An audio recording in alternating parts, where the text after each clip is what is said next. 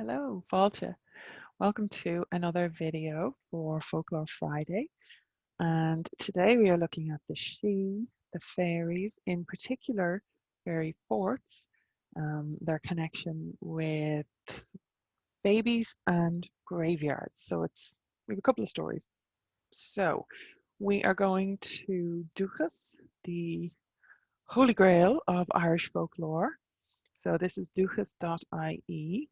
And absolutely go and check out the school's collection in Dúchas. That's what we are working from here, and they do phenomenal work. And I would absolutely encourage people, if you come across something that is not transcribed, please transcribe it. We have a volunteer transcription project. You can do it as a little offering up to your right relationship with Ireland, and do some transcription because that will help with the search function in this database.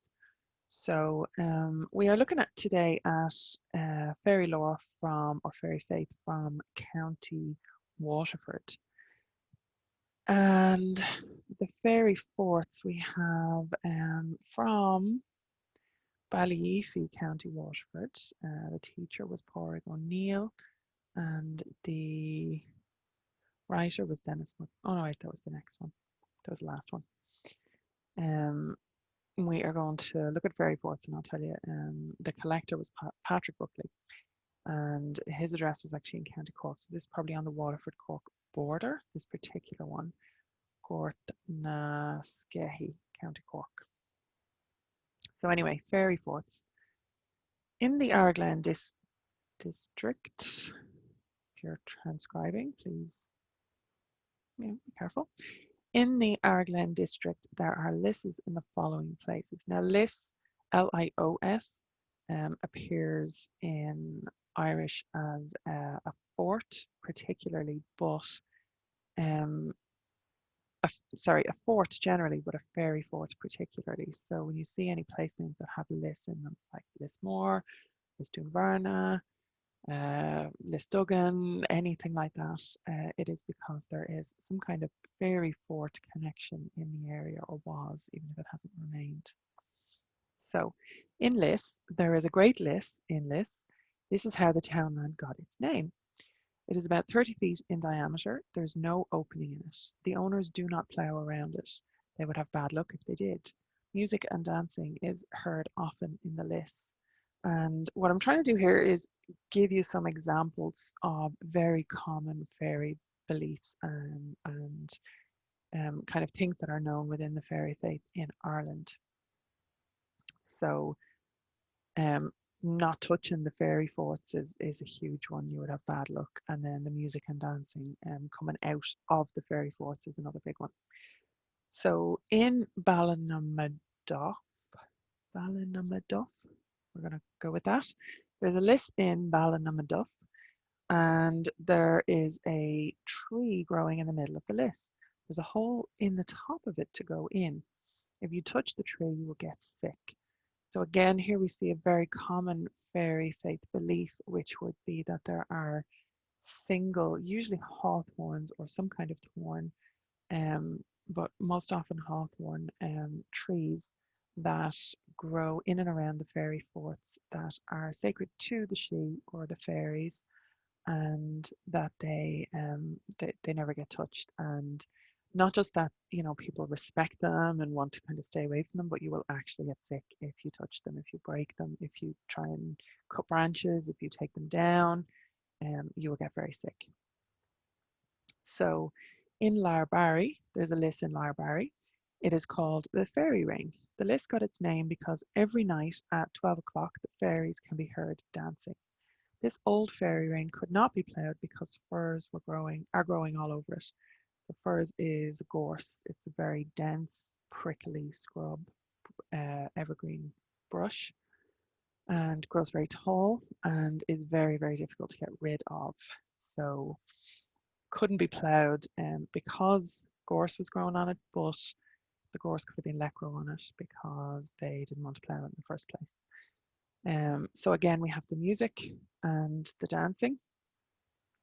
And It is called the fairy ring and has that kind of list connotation to it. So there are other monuments such as Rath or Doon or even Cashel, and they do appear in place names as well. And they would be, you know, various names for various types of forts and mounds and all that kind of stuff. But Liss is the one that gets the fairy connotation specifically. So in Lyrene, there is a Liss. It is about 20 feet, 20, 25, 20 feet, 25 feet in diameter. There's no entrance into this Liss. So we saw the hole in the top of it to go in. That would be some kind of entry point within the mound or the fort. Um, would be some kind of archaeological. These are, well, not all. Some of them are archaeological monuments as well. So they get called a list. Again, if there's that kind of fairy activity perceived in or around them. And they could be old burial mounds. They could be medieval ring forts. They could be various archaeological monuments and cairns, you know, anything like that. Various archaeological monuments would the various different types of archaeological monuments would have the name Liss applied to them due to this fairy activity. So there's no entrance to the Liss in Lyrene. It was never ploughed. And then we go on to the Liss in Billara. It was called the Fairy Fort. It is about 30 yards in diameter. This Liss was never ploughed. There's a hole in the top of it to go in. So again, we're seeing these common patterns that are repeated through all these areas. Now, this is all in one area, fair enough, but you know, this is down in Waterford, is down in the south of the country and on the Cork border. They're down the south, down the bottom of the island. If you go right up to the top of the island, you're going to see the same thing. And we might actually do some from different counties around the country. So there is a fairy fort in McGrath's land in Barnahoen, Arraglen, Kilworth, County Cork, convenient to Ballyheafy School. So Ballyheafy is in County Waterford. So we are dealing with borders and boundaries here as well, which is an interesting addition. There's a whitethorn tree growing in the middle of the field. Now, whitethorn is hawthorn, as I mentioned earlier. I think I have another video on my channel about the hawthorn tree and fairies in particular. There's another one about blackthorn too. So you can go and have a look for those. You can go into my videos and search the channel. There's a lot of videos in there. There is a fairy and folklore playlist, so make sure you check that out if you're interested in this. And so around this tree growing in the middle of the field, the fairies claimed some of the land around it. Hugh McGrath ploughed too near it one time, although he was advised not to do so by older people. His horses got sick the same night. So here we have somebody who has ploughed or has ploughed too close to it and wasn't listening to the warnings from the older people. And his horses got sick the same night and they could not be cured. There's a little reference here. They could not be cured until he turned it back again, and then his horses got all right. So he had turned the land, he ploughed the land, and he had to put it all back the way it was, basically, and then his horses got all right. So he ploughed the land, the horses got sick. He obviously tried various methods to cure the horses or to get the horses cured by normal means. Nothing was working, and then when he turned it back again, the horses got right. So from that time on, he never went near it. No one would care to go near it in the nighttime as there would be queer lights around the tree. There were also two lisses between the Doon Mountains and Shanrahan. They are circular in shape. All the mountain is full of heather, but there's no heather growing inside those circles. Lovely music is heard there. Children who would not live to get baptism would be buried there. Now, that's one of the reasons that I wanted to pull this one in particular, because that brings about, you know, you have this like fear and mad respect, and nobody's going to turn or plow or anything like that. And yet here you have this sanctuary, basically. Children who would not live to get baptism are either stillborn children or, you know, children who died very early. And the church would not take them for burial. So families had to find somewhere that was sacred. And generally there's one of these in every area. And also people who died by suicide or anything like that, they weren't allowed into the church graveyard for a proper burial as their families would see it. So within every community in Ireland there was a sacred place, a special place, and it was often something that was associated with, paganism, ancient sacred sites, the Sídhe, the other world, right? All of those things. Somewhere really beautiful, somewhere special, and the community would take the bodies of anybody who couldn't get their church burial, and they would be buried there. So I think that that's an interesting connection to have, and that seems to be okay to not to plough obviously, but to dig enough into a fairy fort to dig a grave, a small grave for a child. So that's that one. We are going to slightly carry that theme a little bit because we have a story here from Carrickbeg in County Waterford. And this is the story of a kill. And again, killeen, I called it kill. It actually means grove or small forest, small woods, basically. So this kill is said to be an old graveyard in the days gone by. It is said to be the glen of the fairies. Fairies were supposed to be seen there in large numbers. Some used to be singing, others used to be dancing, and the others sat around the fairy queen. In olden times, it was very few people would pass by this place at night because it was said that there were ghosts to be seen there very often at night. It was said that the ghosts are to be seen there yet occasionally.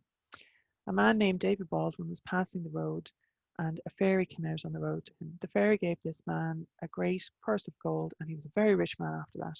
So he had plenty of money for his life after that day. This kill is now a field and is situated on the side of the main road leading from Carrick-on-Shore to Dungarvan. David Baldwin was grandfather to the present Patrick Baldwin, Jonestown, Carrick-on-Shore. David Baldwin also lived at Jonestown. So here we have very specific, this man gained his fortune from the fairies, from good luck from the fairies. He was, minding his business, passing on the road, and he had some kind of interaction with this fairy, and he got the purse of gold, right? Now, the idea of a purse of gold, I know the leprechauns and the pot of gold and all that is problematic, right?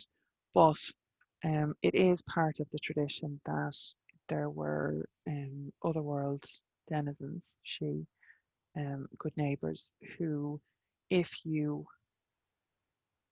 got talking to them, if you won their favour, if you tricked them somehow, and you were able to get their purse off them, sometimes it was a purse full of gold.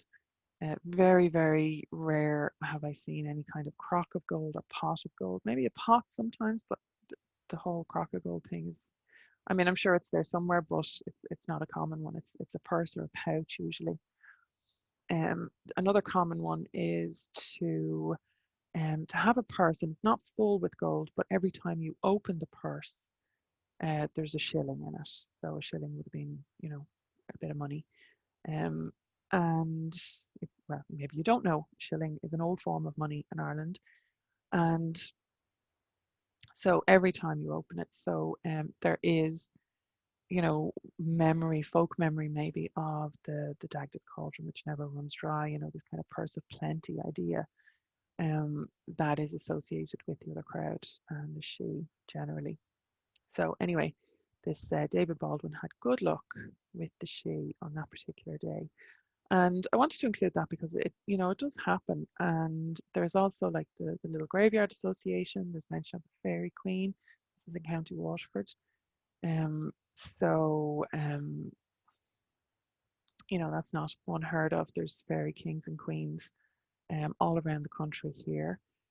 Maybe not what you've been reading about in fiction. So I do actually recommend, there's Morgan Daimler has a book on fairy queens. If you want to look at that more specifically, there is a book either out or coming out by Morgan Daimler, Daimler. So definitely check that out. But anyway, that's the kill. And so for all the bad luck, sometimes you get good luck from interacting with the other crowd.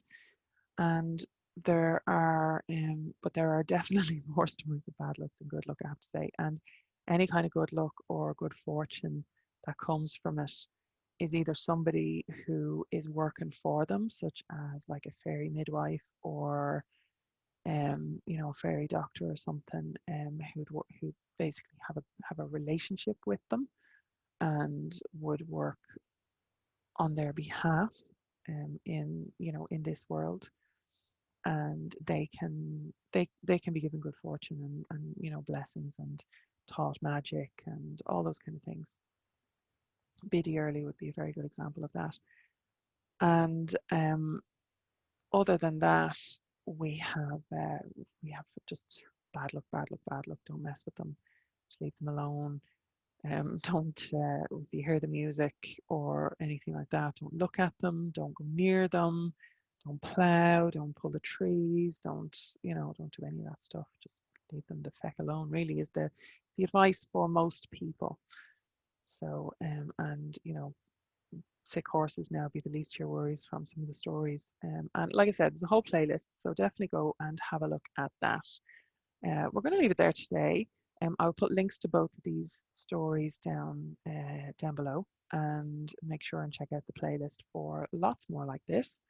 And you can absolutely subscribe to the channel, like the video, please. All of this is a bit of a labor of love for me, the whole thing. I'm doing the Tawn recording, I'm doing all these folklore videos, trying to make stuff accessible for you, pronunciation, all that kind of stuff. So make sure that you like the video, comment on it, subscribe to the channel, all that good stuff. And you can check out courses on the Sídhe or the Fairies or the other crowd over at the irishpaganschool.com. So go and have a look there if you are interested in learning more. Okay, so slán go fóill, and I will see you in the next video.